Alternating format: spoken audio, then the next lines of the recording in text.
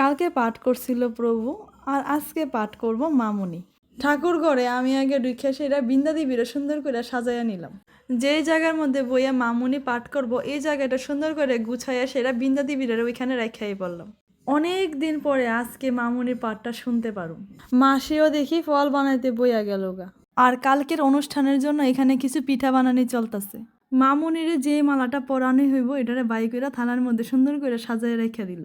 শঙ্খ আর উলুধ্বনির মধ্যে দিয়ে মামুনিকে মালা পরিয়ে বরণ করে আজকের পাঠটা শুরু করা হলো। মামুনির পাঠ শুনে ঘরের চারিদিকে যেমন এক অদ্ভুত পবিত্র বাতাস বইতাছে। হরির নামগুলি এত সুন্দর হইতাছিল যে কেউ না নাইছে থাকতেই পারতাছে না। শেষের দিকে প্রভু আয়া সেরা দুই একটা গান গাইয়া আজকে সন্ধ্যাটা একদম জমজমাট করে দিল।